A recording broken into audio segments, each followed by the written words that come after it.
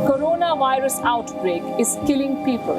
The number of confirmed cases in China keeps soaring. Already 45 cases, 200 cases. There are more than 6. The assessment that COVID-19 can be characterized as a pandemic.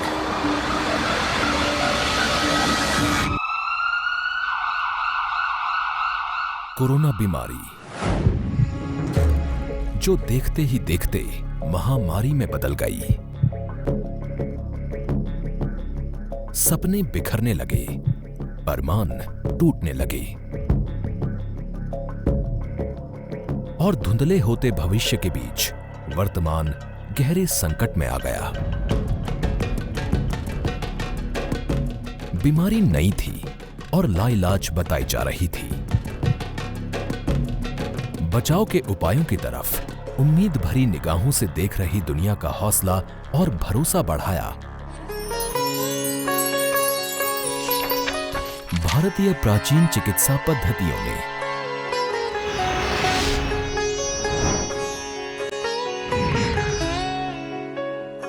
समृद्ध परंपरा, जांची परखी तकनीक, पर कमी थी तो विश्वास की।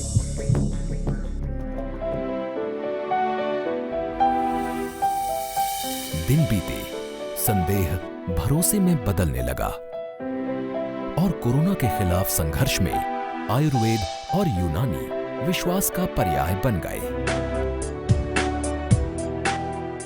विश्वास की इसी 100 साल की यात्रा की अमूल्य धरोहर है आयुर्वेद और यूनानी तिब्बिया कॉलेज।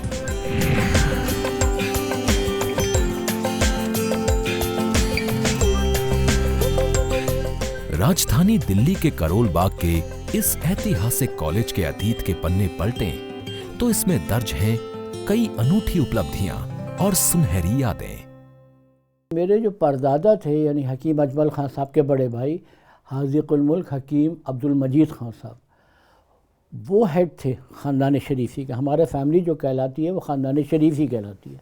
उस ज़माने में पहले ये होता था कि इंस्टीट्यूशन नहीं थे तिब को पढ़ाने के या आयुर्वेदिक को पढ़ाने के, जैसे कॉलेजेस होते हैं, स्कूल्स होते हैं। तो उन्होंने कहा अगर इसको हम प्रोपगेट करने के लिए अगर हम इसे इंस्टीट्यूशनलाइज नहीं करेंगे, आम पब्लिक में अगर हम इसको तिब को नहीं फैलाते तो ये फ़ना हो जाएगी। तो उन्होंने उस ज़माने की रिवायत ये थी कि लोग अपना बच्चों को जिसको तिब पढ़ानी होती थी, आयुर्वेदिक पढ़ानी होती थी, वो वेदों के पास या हकीमों के पास भेजते थे।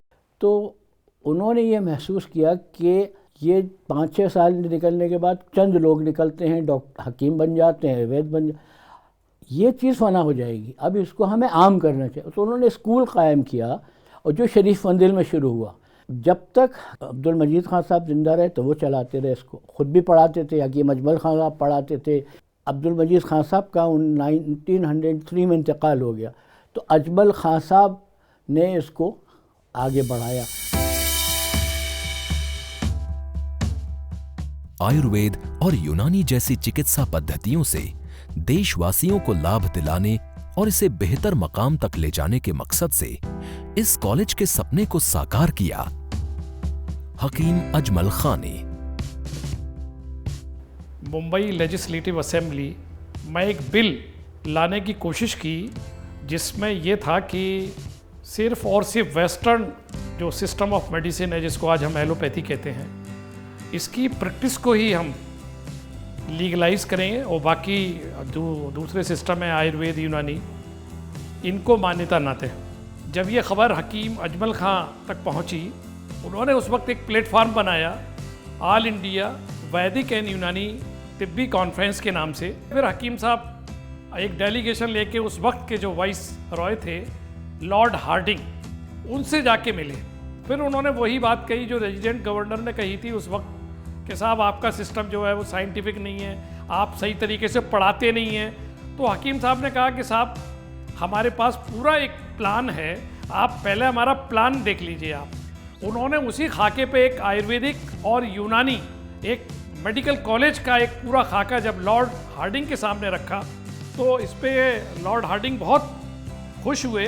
उन्होंने कहा कि जो बात हम महसूस कर रहे थे आपने तो शुरुआत कर दी है, अब आप इस पूरे प्रोग्राम को एग्जीक्यूट करिए। हकीम साहब ने करोल बाग में एक जगह ली, उन्होंने एक आलीशान एक कॉलेज की बिल्डिंग बनाई जिस कॉलेज को आज सारे लोग जानते हैं और आज 100 साल से ज़्यादा उस कॉलेज को बने हुए हो गया है, जिसको हम कहते हैं आयुर्वेदिक एंड यूनानी तिबिया कॉलेज एंड हॉस्पिटल। 100 साल की समृद्ध विरासत का उद्घाटन जिस नेक मकसद के लिए राष्ट्रपिता महात्मा गांधी ने किया था, उस पर करोड़ों लोगों के विश्वास का दूसरा नाम बन गया है ये तिबिया कॉलेज।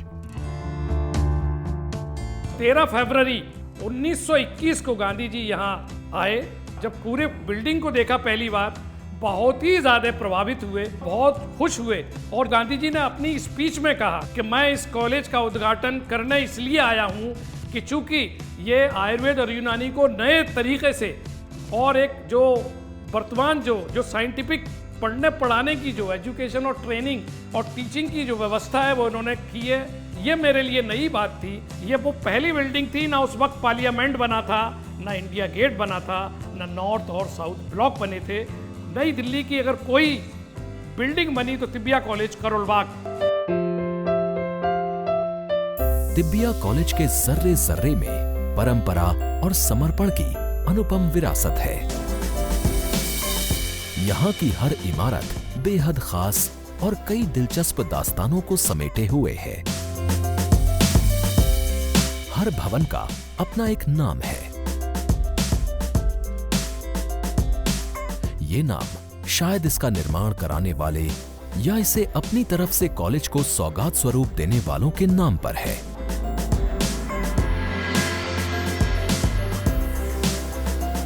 सौ वर्षों के इस बेमिसाल सफर में न सिर्फ इस परिसर में इमारतों की संख्या बढ़ी, साथ ही बढ़े कॉलेज के कोर्सेज, अस्पताल की ओपीडी और आधुनिक जरूरत के हिसाब से सुविधाएं और प्रयोगशालाएं।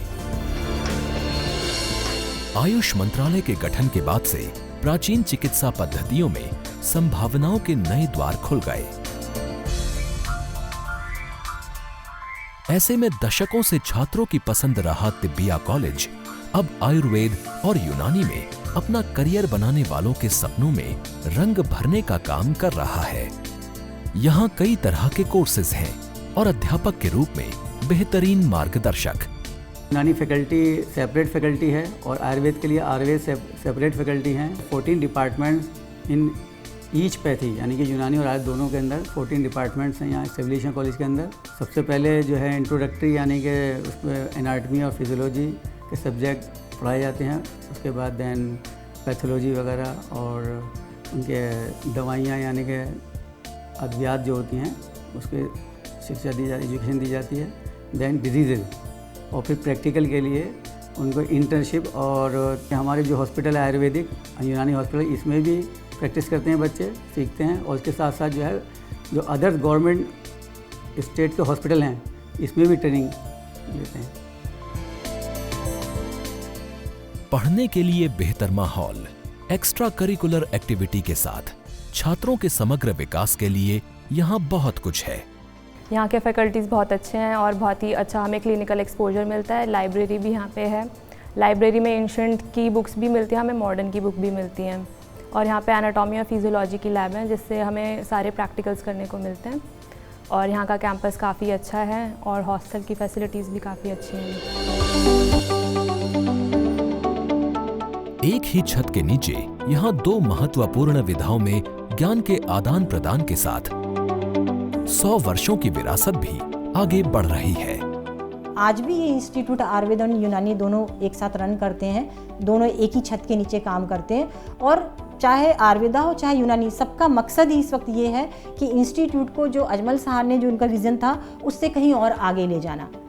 जितने पीजीज होंगे, जितना रिसर्च होगा, उतने ही जो है पेपर पब्लिकेशन होगा, उतना ही एविडेंस बेस्ड काम होगा और उतनी ही चीज़ें जो आयुर्वेद को बोलते हैं कि लैक ऑफ जो एविडेंस बेस्ड चीज़ें हैं वो पूरी हो जाएंगी।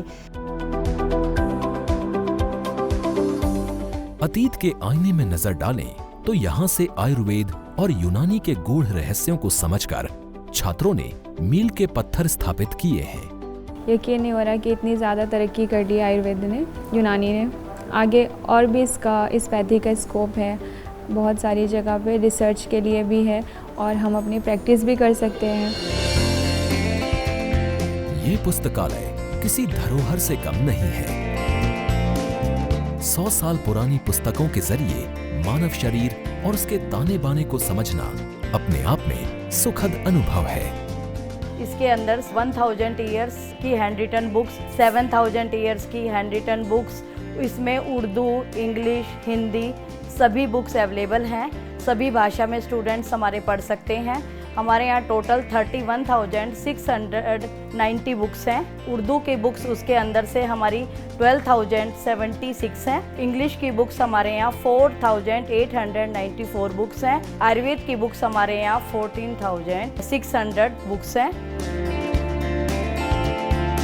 पुस्तकें बेहतरीन मार्गदर्शक की भूमिका निभाती हैं। इसमें कई रहस्य छिपे हैं जो बनते हैं नए प्रयोगों का आधार। पुरानी जो हमारे मखतूतात यूनानी के अंदर और आयुर्वेद के अंदर जो पत्रात हैं, ये सारे महफूज हैं हमारे यहाँ लाइब्रेरी के अंदर।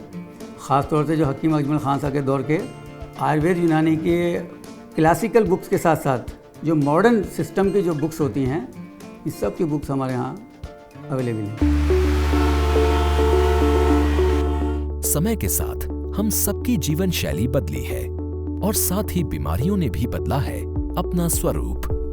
एलोपैथिक में इतना अच्छा मैनेजमेंट नहीं है जो कि यूनानी एंड आयुर्वेद प्रोवाइड कर सकता है और एक्चुअली कर रहा है, and people are actually switching to Unani and Ayurveda. जो भी कॉस्मेटिक फॉर्मुलेशंस हैं या जो भी मॉडर्न ड्रग्स हैं, धीरे धीरे उनके साइड इफ़ेक्ट्स सामने आ रहे हैं। तो उन साइड इफ़ेक्ट्स को देख करके people are actually moving towards the herbal formulations. वहीं से हम आप अंदाज़ा लगा सकते हैं कि पीपल अपना उनका कॉन्फिडेंस बढ़ता जा रहा है, and they are actually paying more importance to both these formulations to both these systems of medicine.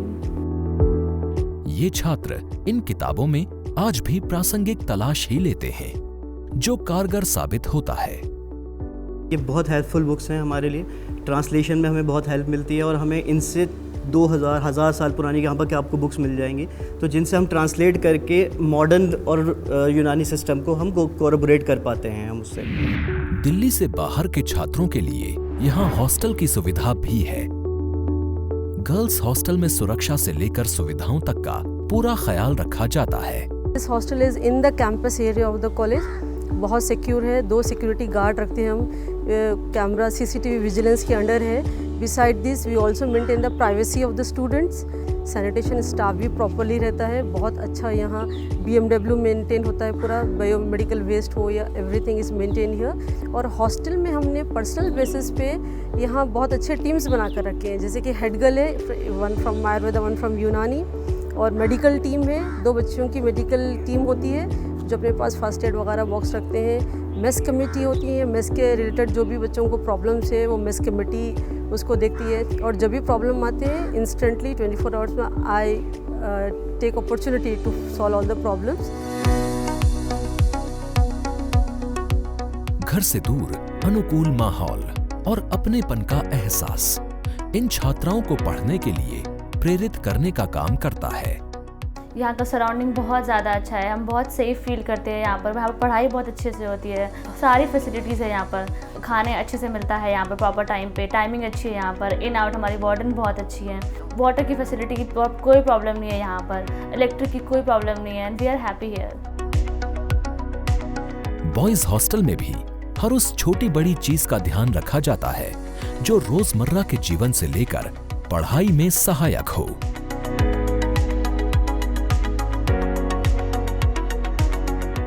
व्यायाम की अहमियत को समझते हुए यहाँ आधुनिक उपकरणों वाला जिम भी है। छात्रों के सर्वांगीण विकास में अहम भूमिका निभाता है खेल। यहाँ अलग अलग खेल गतिविधियों के कई स्पोर्ट्स अरीना हैं। हमारे कॉलेज के अंदर स्पोर्ट्स में cricket and volleyball, indoor games के अंदर कैरम और टेबल टेनिस, मतलब जो भी सुविधा बच्चों के लिए होती है हम यहाँ उनको मुहैया कराते हैं। और गेम्स के साथ साथ जो है साल में 2 बार हमारे यहाँ कल्चरल इवेंट्स होते हैं, तो बच्चे जो है अपने अनुभव का उसमें प्रदर्शन करते हैं। परिसर के बीचों बीच अनुपम विशेषताओं को समेटे है ये हर्बल गार्डन।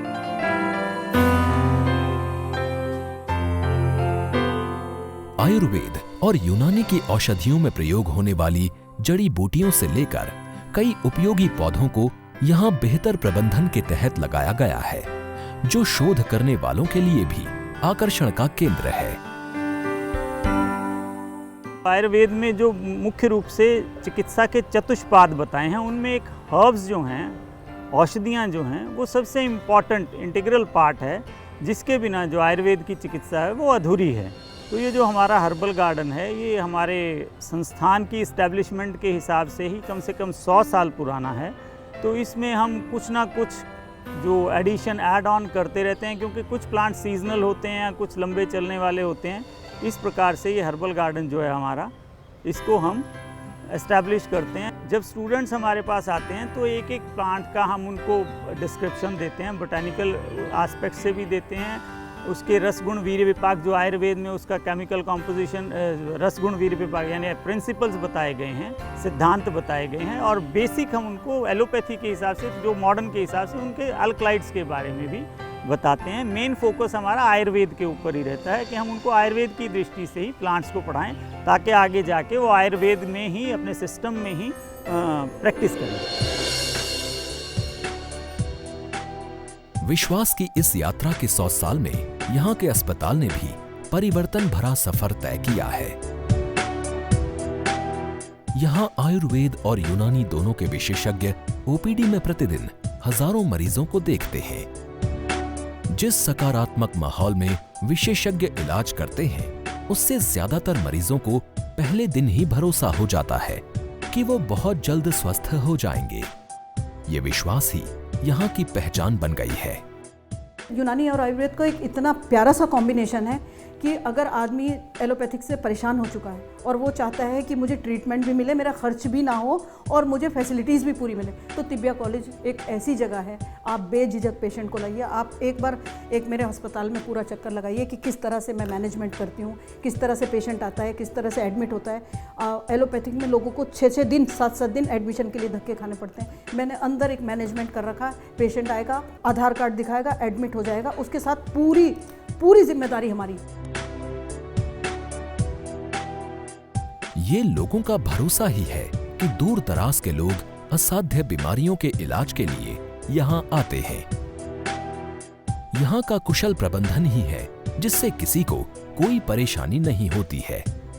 ये 240 बेडेड हॉस्पिटल है, जिसमें 120 आयुर्वेद के लिए, 120 बेड वो यूनानी के लिए किए हुए हैं। और यहाँ जो पेशेंट्स आते हैं जनरली न्यूरोलॉजिकल डिसऑर्डर्स हो गए, आर्थोपेडिक के हो गए, स्किन डिसीजेस हो गए, पाइल्स और फिस्टुला के पेशेंट्स हो गए, कुछ ऐसे डिसीजेस जो क्रॉनिक डिसीजेस है जिसको एलोपैथिक में थोड़े लिमिटेशंस है, ऐसे पेशेंट्स यहाँ आते हैं। और हमारे हॉस्पिटल की एक सबसे अच्छी बात ये है कि यहाँ पेशेंट्स केवल दिल्ली के लिए ही नहीं, बाकी भी स्टेट से पेशेंट काफ़ी बड़ा आते हैं। हमारे नियर अबाउट 1700 से 1800 पेशेंट की ओपीडी रहती है। ये है यूनानी ओपीडी का इलाज बिल तदबीर। अनूठे प्रयोग और उपायों के सहारे यहाँ किया जाता है बीमारियों का सफल इलाज। इसमें हम लोग दवाओं के साथ साथ में कुछ मेथड्स अप्लाई करते हैं, जिससे कुछ डिजीज़ इस तरह की हैं जो लम्बैगो है, कमर का दर्द है, ऑस्टियोआर्थराइटिस और आपका सर्वाइकल स्पॉन्डिलाइटिस और लंबर स्पॉन्डिलाइटिस, इस तरह की जो पेनफुल कंडीशंस होती हैं उनमें हम कुछ मेथड्स अप्लाई करते हैं। इसीलिए इसको इलाज बिल तदबीर और रेजिमेंटल थेरेपी कहते हैं। देश के कई अस्पतालों से इलाज करवाकर थक चुके मरीजों के लिए तिब्बिया अस्पताल नई ऊर्जा का संचार करता है। फिस्टुला भी उन बीमारियों में से एक है जिसका यहाँ संपूर्ण इलाज सफलतापूर्वक होता है। हमारे जो सेंटर की जो ख्याति है वो मुख्यतया जो फिस्टुला नैनो के पेशेंट्स होते हैं और जो कई बार के ऑपरेशन के बाद जिनमें वो दोबारा यानी कि रिकरेंस हो जाती है, वो हमारे पास रेफ़र होते हैं। इन दैट सेंस हमारा जो सेंटर है वो एक रेफरल टर्शियरी केयर सेंटर के रूप में प्रसिद्ध है। स्त्री रोग विभाग अपनी कई विशेषताओं के कारण दशकों से भरोसे का प्रतीक बना हुआ है। स्त्रियां अपने गायनेकोलॉजिकल डिसऑर्डर्स लेकर आती हैं, जिसमें हम देखते हैं आजकल वंध्यत्व, इनफर्टिलिटी बहुत ज़्यादा केसेस आते हैं। इसके अलावा जो कॉमन प्रॉब्लम्स हैं जैसे PID है, वाइट डिस्चार्जेस, ल्यूकोरिया है, तो उनको हम ये देखते हुए कि हम आयुर्वेद में से ट्रीट कर सकते हैं कि नहीं कर सकते हैं, हम तब केस टेकअप करते हैं और उनको मेडिसिनल ट्रीटमेंट या ओरल ट्रीटमेंट के अतिरिक्त हम कुछ ऐसे लोकल ट्रीटमेंट भी देते हैं, जिसे हम स्थानिक चिकित्सा कहते हैं। तो आयुर्वेद ये कहता है आप शरीर के साथ मन की भी चिकित्सा करनी है, आप तभी आप किसी डिजीज़ को ठीक कर पाएंगे। और आयुर्वेद का तो ये सिद्धांत है कि आप एक डिजीज़ को ठीक करें और दूसरी डिजीज़ पैदा ना कर दें। मरीजों के लिए राहत की बात है मुफ्त इलाज और मुफ्त दवाई।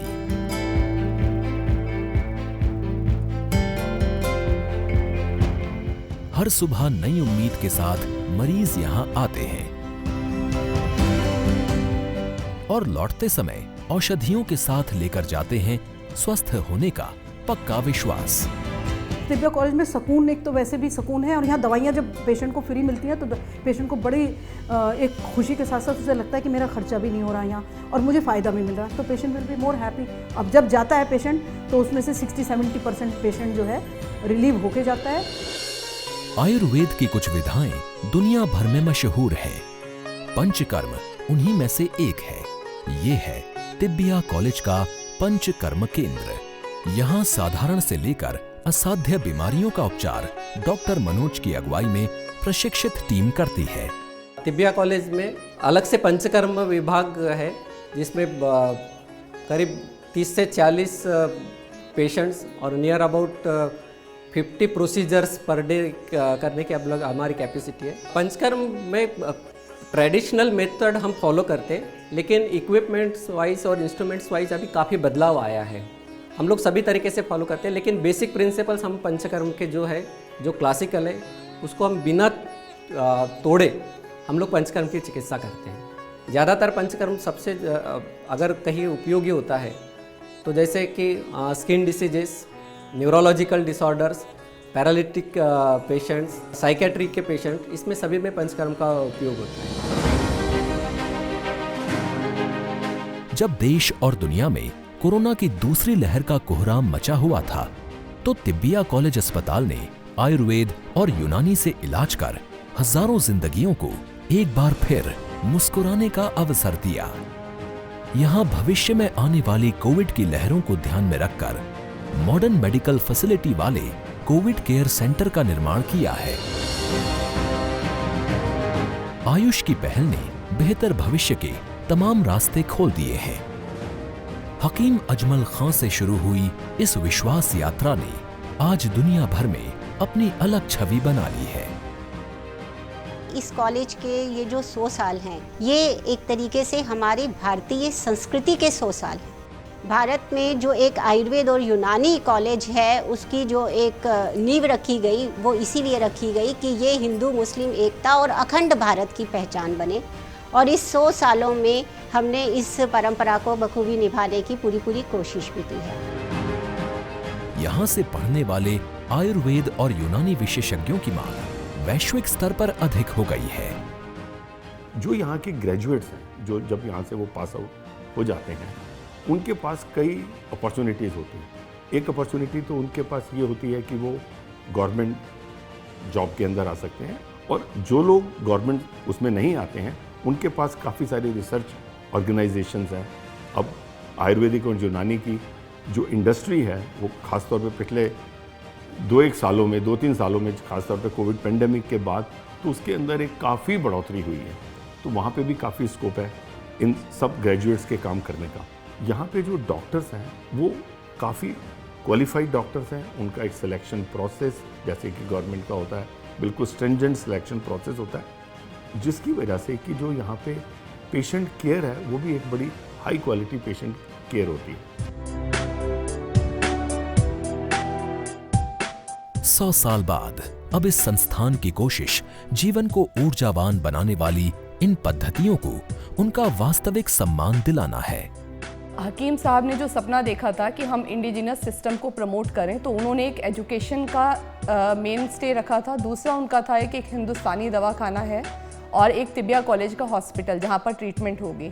तो इसी परिप्रेक्ष्य में डायरेक्टोरेट ऑफ आयुष की 174 OPDs हैं ऑल ओवर दिल्ली, जहाँ पर आयुर्वेद, यूनानी और होम्योपैथी सिस्टम से भी हम ट्रीटमेंट देते हैं।